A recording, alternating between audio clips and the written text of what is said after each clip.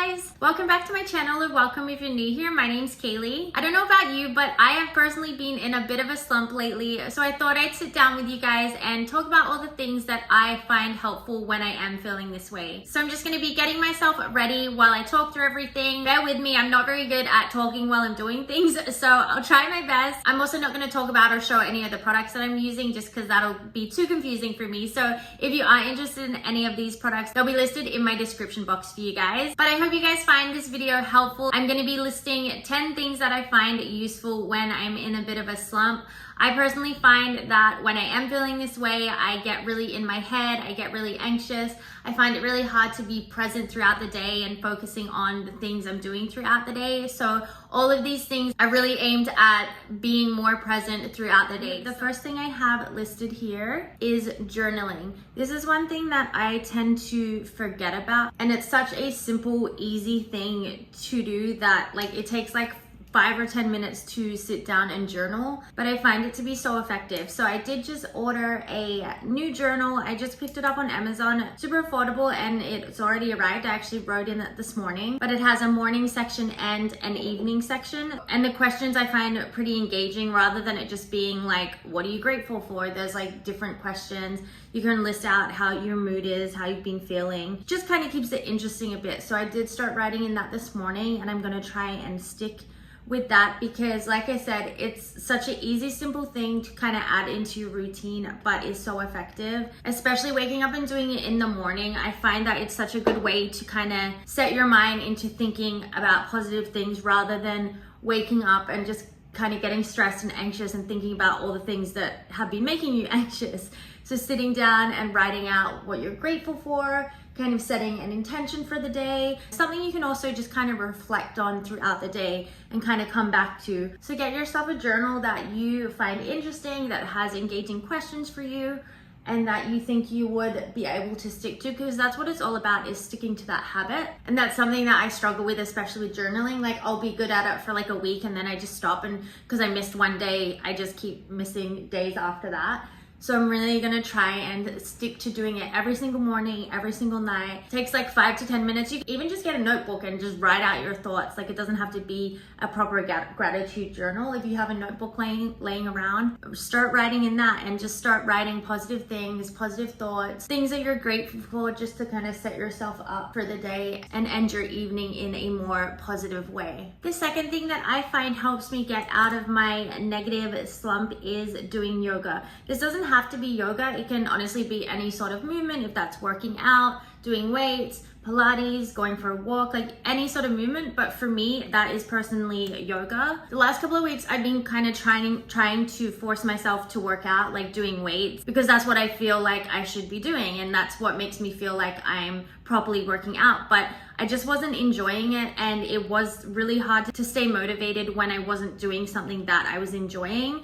So I decided to kind of switch what I was doing, and rather than forcing myself to do a weights workout, I was like, you know what, why don't I just get back into yoga? And if you've been here since the start of my channel, you know I started off my channel as yoga. But since I kind of switched over and I've kind of been focusing on other things, I just kind of haven't really been doing yoga. So I kind of had to remind myself how good it does make me feel when I'm doing my yoga every morning, or even every evening as well, after a long day. And I just needed to kind of listen to my body and listen to my mind and do something that was actually going to work for me and something I could stick to, rather than trying to force myself to do a workout. And you're still moving your body, even if it is a little less intense and it doesn't feel like you're doing as much of a workout. You still are moving your body, and you're still using your muscles, you're stretching. That's still really going to benefit your physical being as well as your mental being. So I've been trying to do at least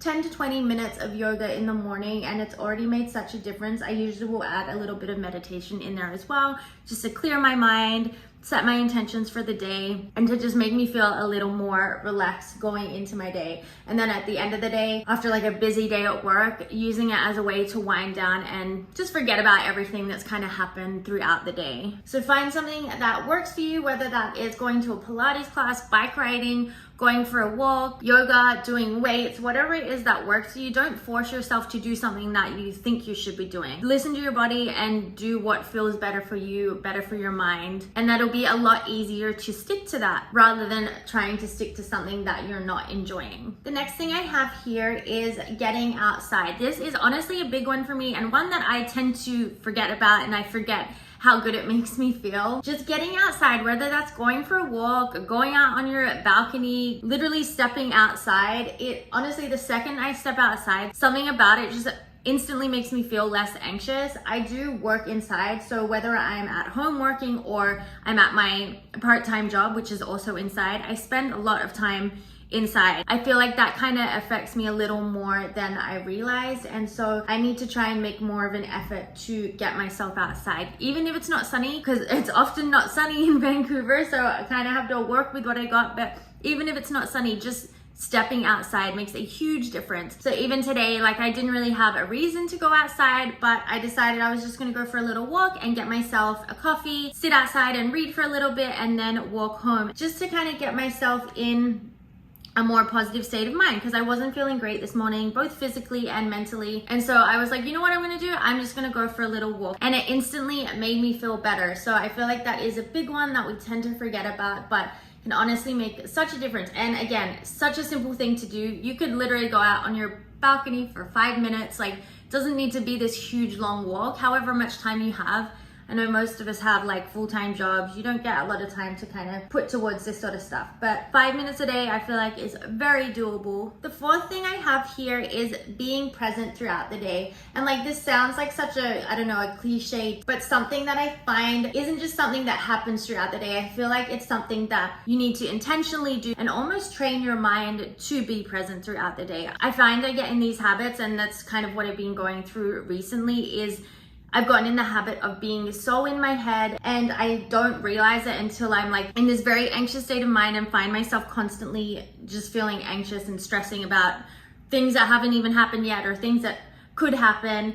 And it's really hard to get yourself out of that state of mind. So the ways that I find to help me be a little more intentional is just kind of being present with the simple mundane tasks you're doing throughout the day, whether that is brushing your teeth or doing your makeup or cooking your breakfast, like whatever it is you're doing, rather than just moving through the motions and doing those things whilst your mind is off thinking about something else. While you're doing these little tasks, like, tell yourself you're doing these tasks. And like, it sounds kind of silly. It's like, okay, right now I'm applying blush to my cheeks, or right now I'm brushing my teeth. And it sounds really silly, but I find that that kind of trains your mind to be more present, so that eventually, once you're in that habit of being present for all these little tasks, it'll help you throughout the day not get so in your head and not drift off into these deep dark thoughts. It'll just kind of help you be a little more aware and a little more present. I hope that makes sense. I don't know if I'm kind of rambling right now. Number 5 is reading. And I know some people find it really hard to read, but reading is one thing for me that I find relaxes me a lot. It can be any sort of genre, nonfiction, fiction. There's so many self-help books. I personally steer towards romance novels because I find that they keep me the most engaged and hooked in the story. Find something that works for you and keeps you engaged. And again, I find that this also kind of trains my mind to be more present, because rather than sitting there thinking about other things and letting my mind drift off, I'm intentionally focusing on what I'm doing. And when I am reading, sometimes there will be moments where my mind starts drifting off and I notice I wasn't even reading the last few lines. So I'll read back over it and try to intentionally make myself focus on what I'm reading and get hooked into the story. And I think with time, this can also create that habit of being more present and really focusing on what you're doing in that moment. So I feel like that's very relatable to number 4 with being present. They kind of go hand in hand, but just another little activity that you can do to train your mind to be more present. And honestly, what most of these things are about is being present, because I think people don't realize how much of an effect that has to your everyday life and how much we neglect being present and let our minds take over. So they all kind of blend in together, but they're all just little tasks that you can kind of do to help you be more present. Little side note before we do move on to the next one, I just want to mention the product I'm using because I'm super excited about this. I have been speaking about the Givenchy powder on here forever, and I use it on all my clients, but I never actually bought it for myself. And then sad story, they're reformulating their powder and I've not heard good things about it. The one good thing is it is going to be talc free, which is great, but they also changed like the formula and the finish of the powder, and I just have not heard great things about it. So as soon as I heard about this, I was at work and I bought as many of the old formula that I could, because I'd been holding off buying it because it's pretty pricey. So I'd been holding off buying it and I was like, okay, it's getting discontinued. Now is my time to purchase it. So I did. I'm trying it today on myself. Like I said, I've been using it on my clients forever. Love it, but I haven't tried it on myself. So I am trying it today. I have the shade number 3. I bought number 3 and number 2. So I just got it in the mini sizes because I feel like they'll last forever. But the shade I'm gonna use today is number 3. It's like the pinky sort of shade. So just wanted to point that out because I'm very excited to be using this one. But moving on to number 6, I have here is making healthy meals. So sometimes I feel like this can be a bit of a harder one to get into or stick to. I know I find myself sometimes just going towards the easier option for my food, the quickest thing to make, the most comforting food to have. And so obviously this one can be a little trickier to find the motivation to do, but I find that all of the things that I am sharing with you today, I find that they kind of work in a little sort of domino effect for me. Like once I start doing one thing, I find I get a little bit of motivation to be able to do the next thing, and then a little bit more to move on to the next thing. And it kind of just, they kind of flow in together. And I find that that helps me find the motivation with my eating. And they don't have to be like these intricate fancy meals. Like it can be as simple as having like a piece of salmon with some green beans and mashed potato. Like it can just be something really simple. If you like cooking and it's something that relaxes you, then go for it. Make something super intricate. But if you're the type of person that's like, no, I just want to make my food, eat it, and be done with it, then just make something super simple that's going to have a lot of nutritional value, all the nutrients you need. And so even though this one does seem a little bit harder to do, just start off with very simple meals that don't take long to make. And once you're kind of getting that into your body, I think over time it gets easier to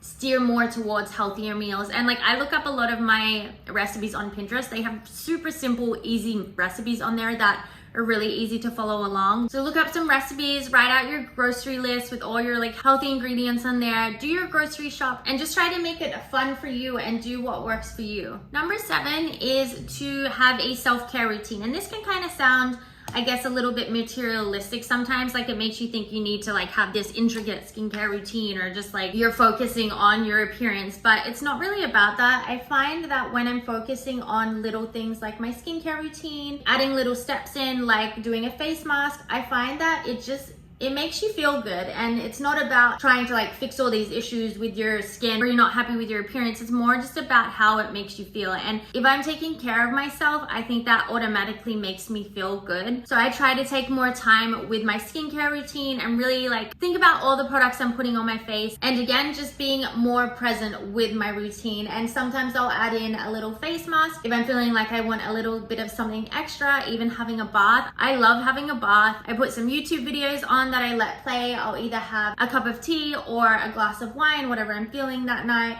and just sit in the bath for anywhere from 30 minutes to an hour and just let myself properly relax and turn off my brain for a little bit. And that's something that I personally find works for me, but whatever works for you, it can be anything. Just doing something for yourself, giving a little extra time to yourself and to making yourself feel good, whatever that might be. I'm just gonna quickly do my eyebrows off camera because I'm gonna have to really get close to my mirror, and I feel like I'm definitely not gonna be able to talk while I'm doing them, so I'll be right back. Okay, the eyebrows are done. So number 8, we've all heard this one, and I feel like most of us don't like to hear it, but number 8 is to stop scrolling. This, I feel like I'm pretty good with this. I don't find myself ever scrolling that much. If I do find that I start kind of scrolling through Instagram or TikTok, whatever it is, I'm pretty good at stopping myself, because I also just, I don't know, in my head I'm like, why am I wasting my time right now? Something that I find that is a little more worthwhile your time. You might think, well, if you're still sitting there watching videos, but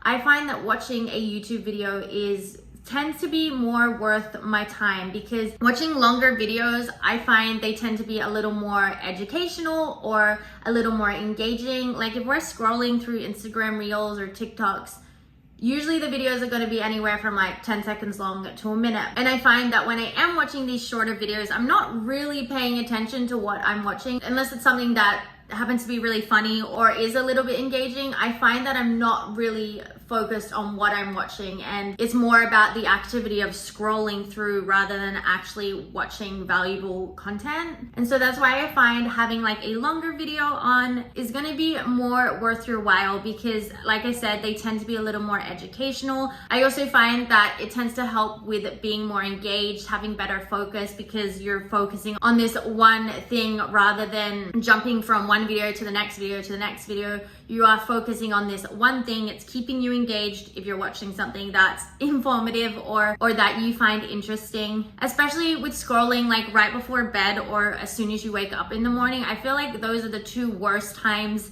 to be doing that, because I mean, when you're going to sleep, they say you shouldn't really be on screens at all right before bed, because it's going to kind of mess up your sleep. And in the morning, if you wake up and you instantly grab your phone and start scrolling, I just find that that's not a very productive way to set your mind up for success. I find that I have less focus throughout the day if I do that. I find it harder to kind of start my day and get into all my tasks that I have to do. And I just find that my head is very like foggy throughout the day. I don't know if anyone else gets that, but I find if I'm straight on my screens as soon as I wake up, my head is foggy for the rest of the day, and I find it really hard to focus. So especially in the morning, just kind of replacing that with a different task. For example, journaling for 5 to 10 minutes. In the mornings, I've started not even grabbing my phone. My alarm goes off, I turn it off, and then I'll get out of bed and not even grab my phone until maybe like 15 minutes after I've been awake and having my coffee. And I find that that's really been working for me. Do whatever works for you, but just try to replace that habit of scrolling in the morning with something a little more productive. I mean, sometimes I'm not even doing anything productive. Sometimes I'm just sitting on my couch,